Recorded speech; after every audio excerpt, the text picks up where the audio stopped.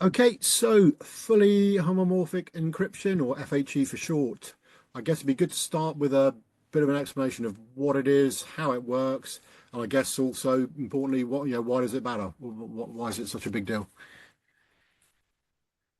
Yeah, so fully homomorphic encryption is a new encryption scheme that allows to compute the data while encrypted. So up to now, we heard a lot about encryption, but it's usually either encryption when data is in transit or when data is at rest. So storing data or moving data from one point to another. But whenever we need to operate on the data, we have to decrypt the data because no computer knows how to operate on data that is encrypted. The new thing that the novelty that FHE is bringing to the table is that now that third state of data, that is when we need to use it, we can maintain the encryption even when using it. And that gives us basically two benefits. One is privacy, right? So I don't care where I am processing the data. For example, today in the cloud environment, I need to trust the cloud provider that it's not going to look at my data. With FHE, I am guaranteed that the cloud provider cannot look at my data because it's encrypted. And the only one that has the key to decrypt it is myself. The other thing is on the security side, if the computer, whether it's mine or in the cloud, is infected, might be able to steal that data, but basically you still encrypted data, so there's not a lot you can do with that.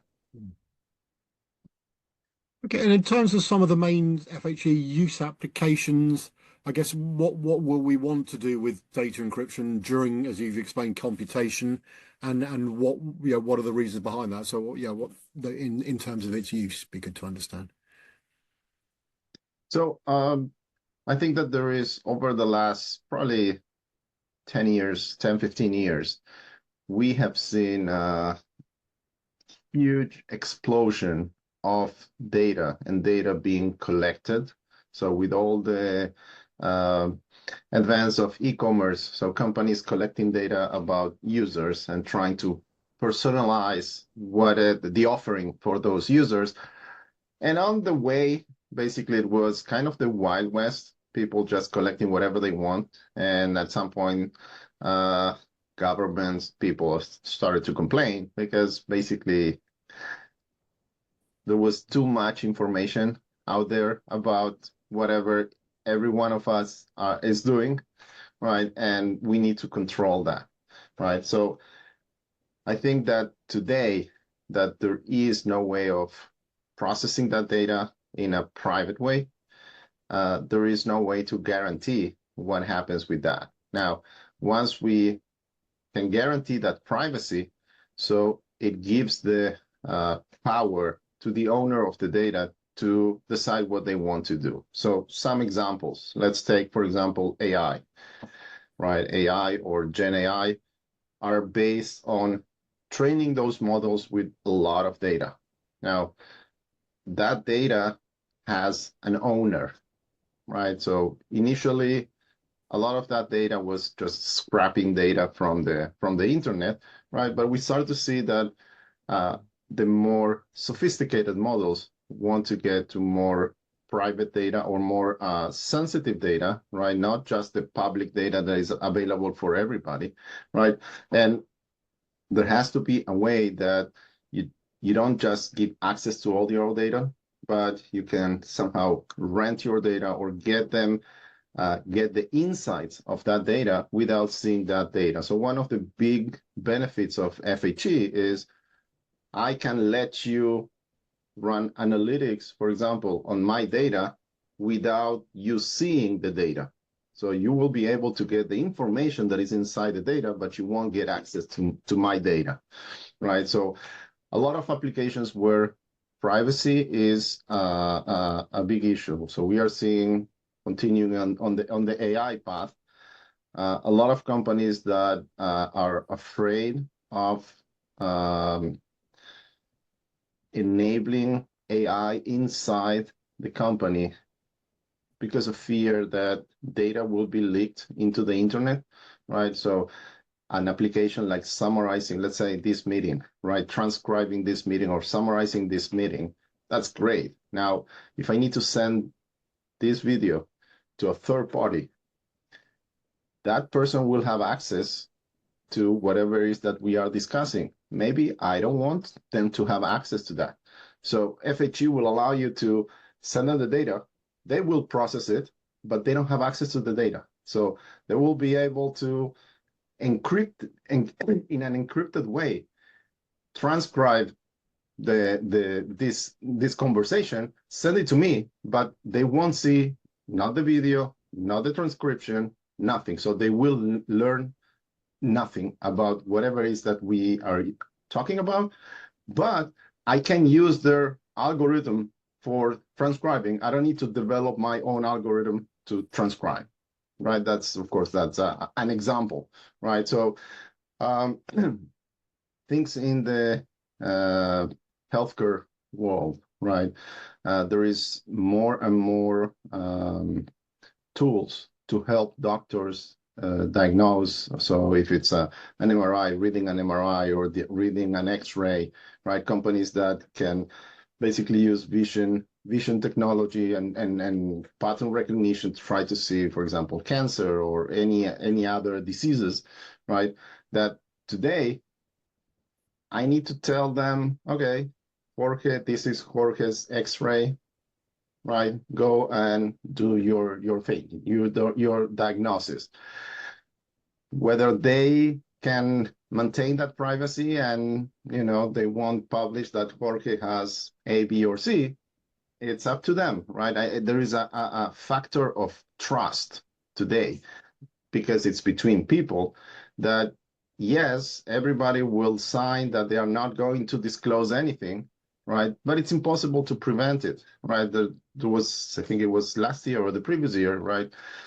Tesla employees with the cameras, right? The cameras, as you know, Tesla's cars are recording all the time. So they are recording also when they are in the garage. Now, people don't realize that basically there is a recording device there and they might do things. They might walk with half clothes or whatever, right? And those videos are uploaded to Tesla, right? And, started as a joke. Someone saw a video, thought it was funny, sent it to someone, and that leaks. So there was no malicious intent, right? But at the end of the day, I assume that the person that was in that video wasn't very happy, right? So that is sometimes it's not necessarily security, right? That's why I'm talking about privacy, and sometimes it's on purpose. Someone's trying to steal and get the data. Sometimes it's not on purpose. It's just it's funny, or I didn't take care of that, and that data might leak just because I didn't take care. So this is a way that you can guarantee the data is encrypted all the time. So only the person that has the key is the one that can see that data. Okay, so in terms of the emerging risks, I mean, I think you covered the sort of the AI issue, if you like, but I'm thinking things like multi-site cloud computing potentially, and also, I mean, the thing looming on the horizon, no one can quite tell me the date, but I think the conversation I had this morning is about 2029 maybe, but quantum and, post-quantum hacking, etc. So how does FHE, what role does that have in those kind of scenarios, I suppose? So FHE is part of the family of quantum resistant encryption schemes. Okay, and in terms of developing FHE's potential, what do you think needs to happen? Because I guess there's lots of industry stakeholders, there's sort of hardware, software, the cloud folks. need to work? I mean, can they be trusted, expected to work together? Do we need any sort of standards to help the process? Just your thoughts as to how the community needs to work together, ecosystem, whatever you call it here. So, FHE starts, the theory behind FHE started in 2009 by Craig Gentry in Stanford with his paper on how this works, the math behind FHE, right? And we saw in the late 2010s, right, beginning of 2020, several software companies that started to develop FHE and basically software solutions for FHE.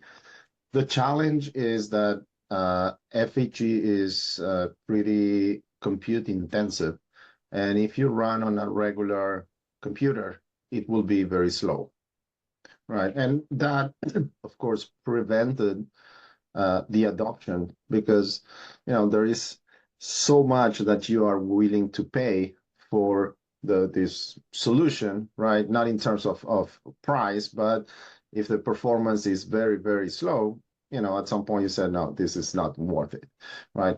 So what Niobium is doing right now is building a dedicated accelerator, a hardware accelerator for FHE. So all the computation of FHE, instead of running that on a regular CPU, on a regular computer, we are building a coprocessor basically to accelerate that. So same as, you don't run graphics on a CPU, you run it on a GPU.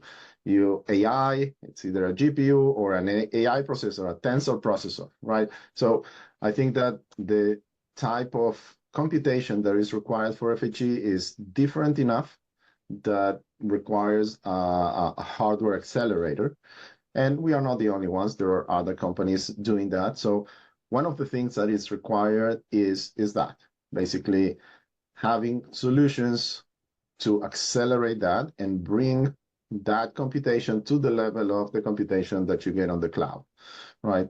And that's where we start to see that the mass adoption of those solutions, right? So of course it will start, the early adopters will be companies and sectors that are more concerned with privacy. Maybe some of those are regulated, right? But as you move forward and the price being pretty much the same and performance being very similar, right? You will start to see that it's okay. Should I take the risk that my data can be stolen, right? Or should I move to what we call the encrypted cloud? So think about the same cloud that exists today, but fully encrypted, right? And for that, we are working with cloud providers. We are working with OEMs, with server OEMs. And the idea is to work together with the infrastructure companies to build this, whether you want it in the cloud or you want it on-prem, right? It's up to the end user to decide. But we will be offering both options, and we are working with both OEMs and cloud providers to bring that. At the same time, we founded a consortium of companies doing FHE software, hardware, system to work together, define some standards, define test benches, how to test this, how to define performance, how to, you might have an accelerator from one company on one side with software from another company, define interfaces so all the software will run on any accelerator, and of course any accelerator can run any of the software libraries, right? So that is something that it's also being done. That consortium is called FHE, and it was started a couple months ago, and now getting new members, right? So basically, there is a lot of collaboration in the industry between startup companies, more established companies, cloud providers, OEMs, to bring this to market. Okay, and I mean, I think I can understand that many organizations seek to benefit from normalizing encryption during computation. I mean, are there any people? I mean, clearly the bad actors don't like anything that makes their job, more difficult. But are there any other sort of group of people that might want to stand in the way of this for maybe understandable reasons? But I suppose, yeah. So who's in favour of it and who might be against it, other than, shall we say, the obvious bad actors? Um, I don't think that is, at least I'm not aware of anybody that will say openly, no, we don't want encryption, right? I think that there are different techniques. FHE is one of those. So there are people doing other type of things, right? So there might be some competition between different solutions on how to do it, right?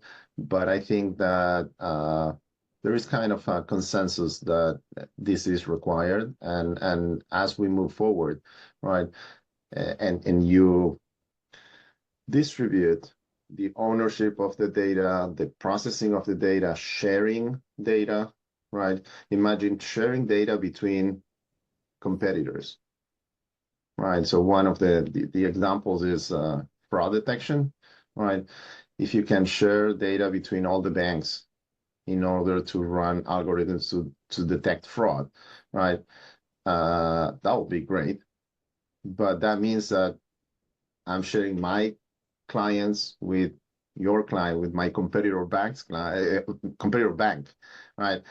That's not something that banks are willing to do, right? Now, if it's only to get the insight, understand the patterns, but you don't get access to that data, then it's a different story.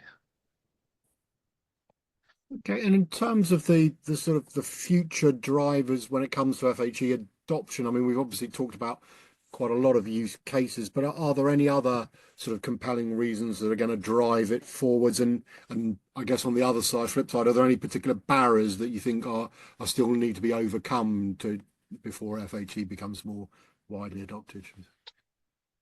Um, I think that it starts, as I would say, start with the privacy. I think that the main driver is privacy and protecting the data. But once it becomes mainstream, it will serve other purposes. And in particular, as you know, there is a lot of attacks where you get access to a computer or get access to a system, and then you move inside that system to find data and basically steal that data. Now, if the data is all the time, it doesn't matter in which state, it's all the time encrypted, it's not that FHE will prevent that attack, because it doesn't, right? The attacker will be able to get access to the system, but what you steal is worthless, right? Because it's another layer on top that now you need to break that encryption, right? So once it becomes mainstream, it's kind of an insurance policy, right? That I have on my cybersecurity, right? But even if they are able to break in, they won't be able to steal my data, right? So it might not be a privacy reason, right? But if for the same price or a little bit more, I can protect also my data, right? That becomes a value add. And you can look, for example, I don't know, 10 years ago, we all browsed the internet, and it was HTTP, right? And at some point, we started to see HTTPS. That is a security protocol that recognizes that you are talking to the right website. Now, today, you won't see any single website that doesn't have HTTPS. Why? Because it's pretty much for free. So why not, right? At the beginning, it was only for specific websites that were willing to pay the extra cost and etc. But then when it became ubiquitous, it was a no-brainer, right? The same here, right? It will start with people that are more conscious about privacy, but at some point, right, once the performance is pretty much the same or similar to the performance in the clear, you will start to see that everywhere, and this is what we call, when we talk about the encrypted cloud, right? So you will have a choice, okay, should I run on the regular cloud or should I run in the encrypted cloud? Should I take the risk or not? Okay, and in terms of Niobium, I mean, you've explained what it is Niobium does, but I guess more generally, what do you see as the company's role in terms of helping to develop? You've obviously got some technology, but are you also sort of out there trying to promote the general idea of FHE to people, or are you very much focused on your sort of technology space for now? What are you doing as a company? So we are doing both, right? So of course we are internally developing our accelerator, right? But at the same time, we are working with the community, and I think that the community has been growing over the last couple of years, whether it's software, whether it's hardware. I think we all understand that right now the pie is small, right? So there's no point in fighting between us, right? There's nothing to fight for, right? So we collaborate, we work together. We started this consortium, FHE, to work together, promote the technology, and enlarge that pie, right? Bring the awareness of FHE to the world. And eventually, once it's big enough, we will have time to fight it for who gets the biggest piece. Yeah. So I suppose just in finishing for the end users, I guess a good starting point is to educate themselves as to what it is, as you explained, what it can do. And is there likely to be a tipping point momentum wise? I mean, is it this quantum, which seems to be, it will change the whole rules around security, encryption keys, all that kind of stuff. Do you think the likely tipping point is something going to happen sooner than that? Just your thoughts, I suppose, as to what end users need to be aware of and prepared for when it comes to FHE into the future. Um, so I think that it will happen before the quantum computing, and I think that as FHE is also quantum resistant, so it's just on the way too, right? So you don't need to change all the encryption schemes to say, okay, let's use also FHE, right? For each for each state. So when you have data, the storage, the movement of data, or processing, you will probably use different encryption methods just because of the benefits of each one of the states, right? So using FHE for data in use doesn't require you to change the other encryption method that you use to quantum resistant. You can do it, or you can do it later, right? So I think that will happen in parallel. FHE is the first technology to allow this this processing of data while encrypted. Right now, there are other ways of doing that, but it's not an encryption. Is basically I can put it inside a box, protect that box, but inside that box is everything is in the clear, right? So the only way of really encrypting data and processing data is using FHE, right? And I think that as we make it faster, right, and bring it to the level of performance of regular computing, we'll start to see the adoption, right? Again, starting from industries where they are regulated or the privacy is very important, right? So you can think of finance, healthcare, definitely government, and then moving into more of general purpose, right? And part of the defense of a company to protect the data. And maybe just one final question. I mean, you've mentioned there obviously potentially different encryption for data at rest, data in transit, and data being processed. I guess my simple mind would say one protocol that meant you didn't have to use different encryption methods for different states of the data, shall we say, would make sense. Is that a nonsense for understandable reasons, or is that the sort of holy grail that might eventually come about, or are there good reasons as to why we have different encryption for the data in different states? Um, I think you will start to see those combinations, right? If you have data stored that you are taking it from the storage to process and put it back in the storage, right? So there are some of those cases that you can think, okay, maybe I don't need to go through all the different encryption schemes, right? I can just use one and do everything. Now, if I'm planning to keep data in storage just as a backup, for example, probably, for example, FHE is not the most efficient way of doing that, right? It will probably take too much space, right? Each one of the encryption schemes is optimized for the specific function, right? Now, again, if in a short period of time, I'm going to go through the different states, you will start to see encryptions going into like, okay, maybe I just encrypt FHE, transmit, process, transmit, store.